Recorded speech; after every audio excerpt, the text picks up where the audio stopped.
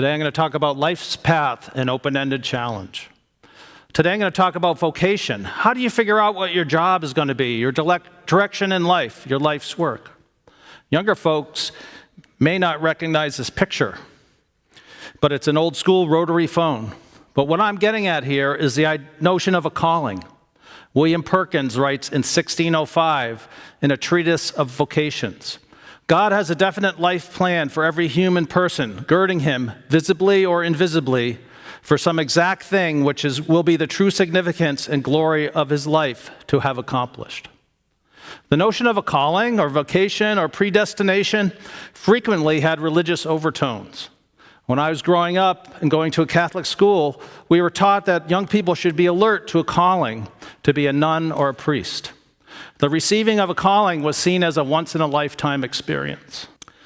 I've been asking different creative friends of mine if they feel they have found their life's work, and if so, was there a transformative moment where they knew what they wanted to do with their life? For some, it was a particular teacher or coach. For others, they were drawn to a certain field or idea. One of the people I asked was Dan Foley. Dan shared his story of getting his calling in first grade. I was 6 years old when I knew what I wanted to do for an occupation when I grew up. In my first grade class's Christmas pageant, I was given the final line of the show. We finally have a Christmas tree. I delivered that line to the back of the house, so all the parents gathered in the cafetorium could hear me clearly. And when they did, they all laughed and applauded, and I knew that I had made them do that. It gave me such a sense of accomplishment that at that moment I knew I wanted to be an entertainer in front of an audience. Dan now has a number of different juggling shows. He's also a Boston duck boat driver known as Dr. Quackenbush. And I recommend trying that sometime with Dan. Dan made it onto the Ellen DeGeneres show, juggling flaming lawn chairs. So I think we can all agree that Dan has found his true calling in life.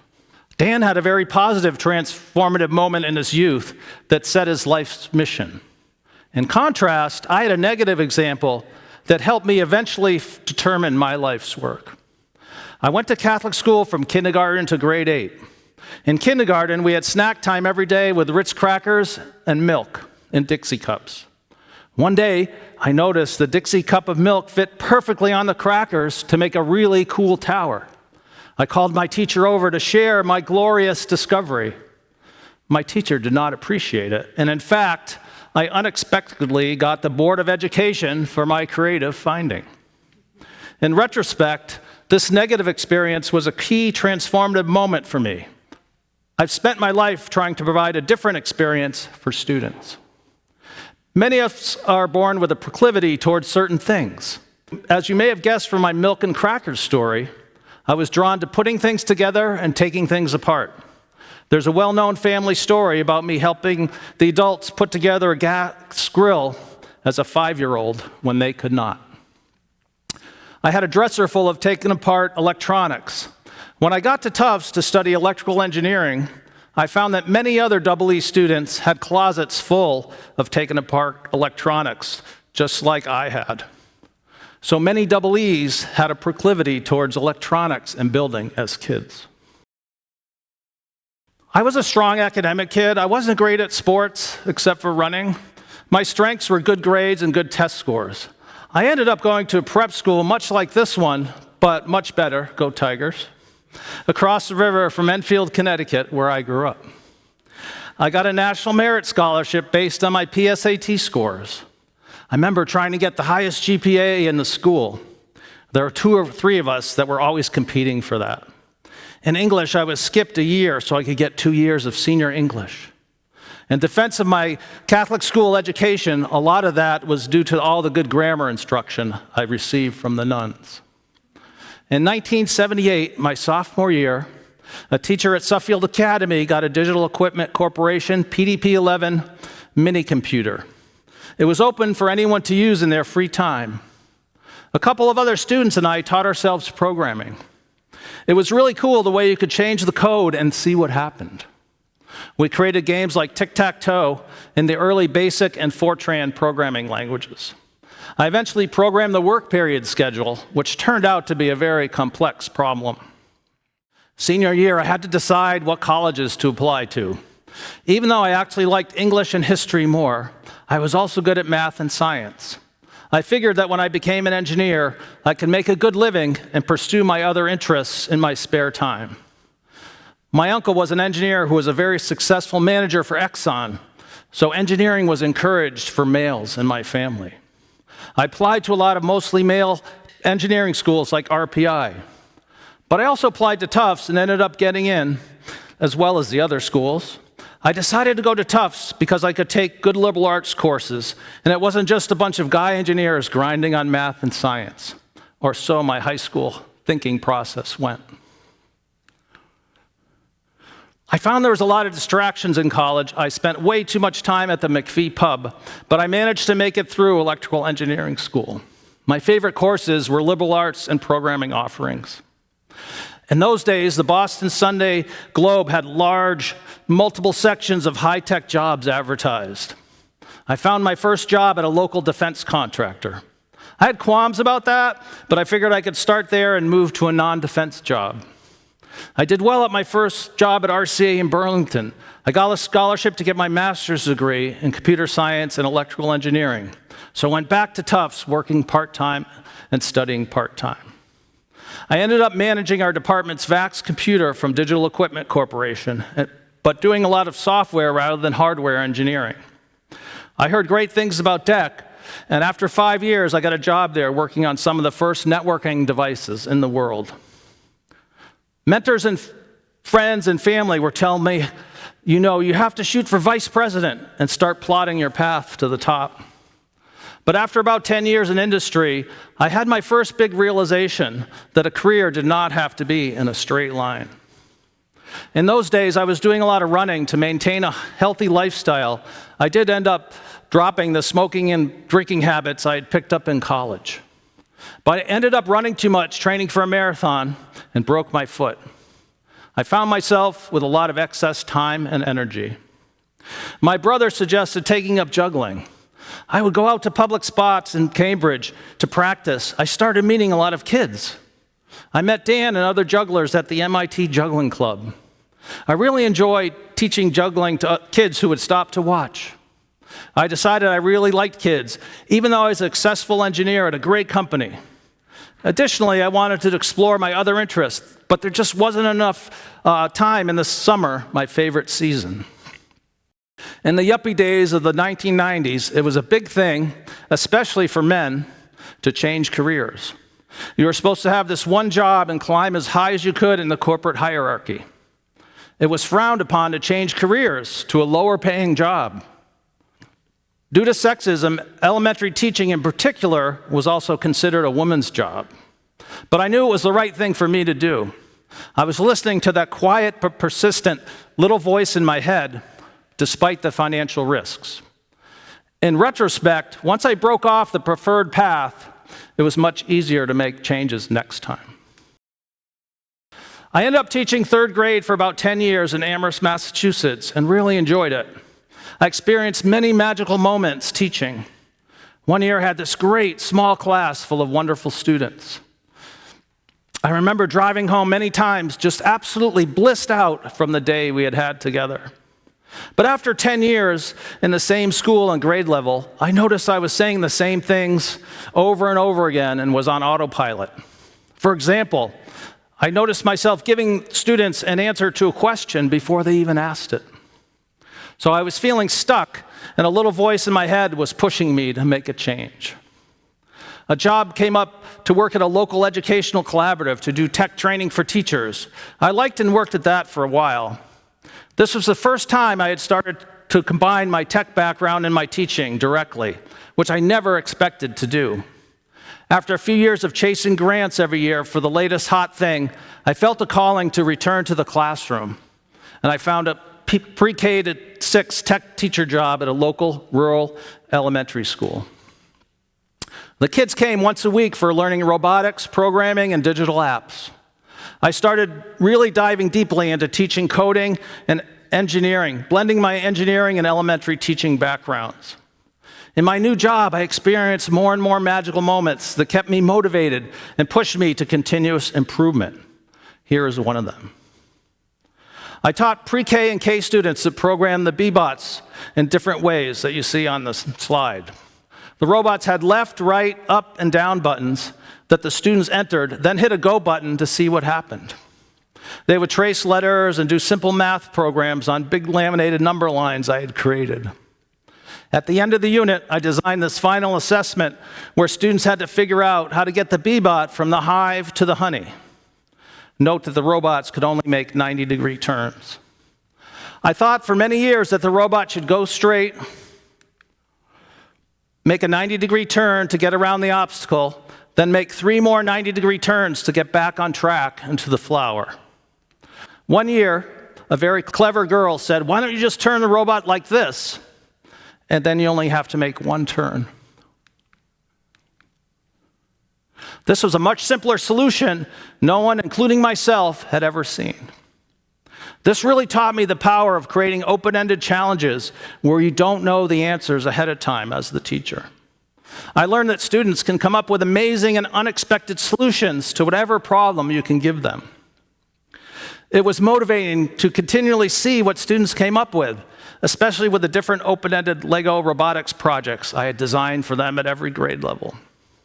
Even though I initially considered my K crackers and milk experience to be a negative one, it dawned on me that it was the motivating force for me to create something different for children. Here's another short example of a magical moment during open-ended robotics challenge for 2nd graders to design, code, build, test, and share their own prototype Lego robotics amusement park ride. I'm gonna try and make the characters that are gonna be sitting on it, Yep. like go up and down. Oh, up and down, yeah. Yeah, I can't think how to do. You can see Larry is really excited about sharing his solution, but very eager to get back to work. I ended up designing a complete K-6 robotics curriculum that spanned different robot kits and became known to Lego Education, where I was asked to go to Denmark to help design curriculum for them. I decided to get my PhD in my 50s so I could better understand the factors that results in students being able to realize their design ideas. I compared grade 2, 6, and boy and girl identified students. I found age and gender did not really matter, but their engineering process knowledge and knowledge of Legos did. Specifically, their engineering design process depended on whether their skills and knowledge matched the complexity of their design as right on, too easy, or too hard. But that's a different TED Talk. After 10 years as an elementary tech teacher, I was feeling antsy for a change and happened to have a superintendent reach out to me who was trying to form a creative, innovative middle and high school in Northfield, Massachusetts. My son was also moving up to middle school. I wanted to get a better sense of teaching and learning at that age. I initially got a job as a tech director, but quickly found it was a lot of paperwork, budgets, and that people only talked to you when something went wrong. Once again, fortuitously, the engineering and coding teacher left. I jumped on the chance to get back to the classroom. I created a new space called the Innovation Center and transformed the old woodshop into a fab lab. Then COVID hit in March of 2020, and the school went all remote. We decided each teacher would pair up with another teacher and teach the whole school the same thing for a week-long remote units, all grade levels, same thing. I teamed up with a music teacher to do a combination music engineering project for students to design their own musical instruments to play hot cross buns. You can see the student on the left made this amazing stringed instrument, but as with all open-ended challenges, each student had their own amazing solution. There were glasses filled with water at different levels, drums with different tones, and many other ideas. We experienced many magical moments as each student presented their solution via Zoom. On the right hand is a remote-controlled Arduino microcomputer LED high school project. This was created in the high school engineering class I had designed. I taught them about LEDs, electronics, remote controls, and programming as a lead up to a final project to design their own remote control LED device of their own desire and creation. Ryan was really into baseball, so he was highly motivated to create a prototype baseball scoreboard. Enabling kids to create things was certainly something students really appreciated and found a lot of joy in. Although it does have its frustrations as well, and some traditional students are a little uncomfortable with these open-ended challenges, initially because they're not used to the idea that there is not just one right answer. When I interviewed students after these projects, they would say they really enjoyed the projects because they actually got to build or do something. But at the end of 30 years of K-12 teaching, I decided to retire from K-12. I was then asked to teach a makerspace class in education at UMass to graduate students. Something really struck me about teaching graduate students about tech and making and education. The students on the right there is Isaac. He was a basketball player for UMass, one of the two bigs. Isaac was listed at 6'8", 265 pounds. He was a mountain of a guy. I saw guards just tucking in behind him on a lot of plays. On the left is a grade 6 student who had really gotten into 3D printing and making. You can see how happy she is. I noticed that when Isaac got an LED circuit to light up successfully, he had the same smile that all the students, from 30-pound pre-K elementary students to graduate students like Isaac, had when they created something with technology. So I got to thinking that creating something that works is a universally joyful experience at all ages. I didn't really expect adult students would have the same kind of joy when creating, but that was the case. I'll share one final magical moment I recently had with undergraduate students. Undergrads were my final frontier in teaching age-wise. I have to say it's turned out to be my favorite age to teach. They're eager to learn and express themselves clearly and create great things. The digital apps and education professor at UMass went on maternity leave, so I was grateful for the chance to teach her awesome course. On the last day of class, I brought in some Legos. I asked the students to think of one thing that stood out for them in the class and make a representation of that using Lego. This was the last class right before finals. I noticed the students were really stressed out. I thought it would be fun, but once the Legos came out and they started building, I noticed a huge shift, and the attitude in the class from building with Legos was like a positive attitude light that had been switched on. So I thought back to my milk and crackers experience again and how I was once again doing the opposite of my K teacher.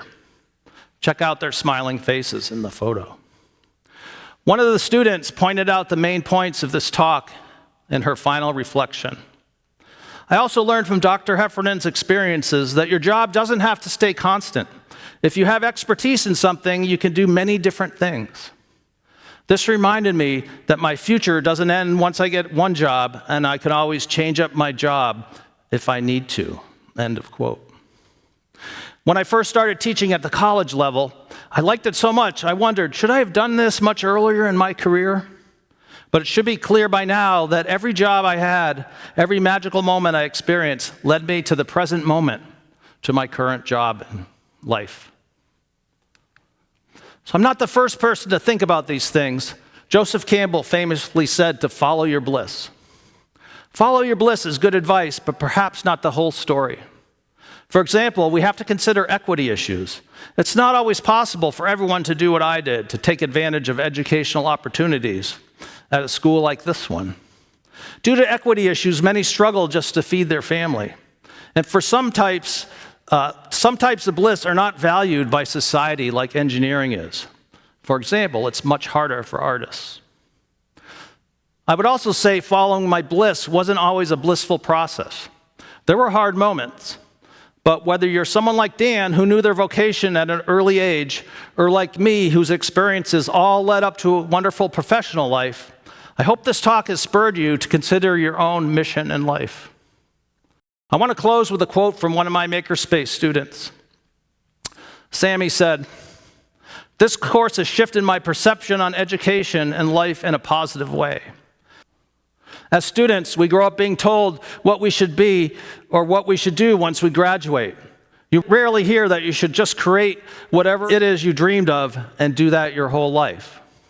I was grateful Sammy found a larger lesson in the idea of making that sums up better than I could the main point of this talk. So I ask you, what transformative or magical moments have you experienced? How have they impacted your vocation? Are you creating what you dreamed of and doing that in this open-ended challenge called life? Thank you.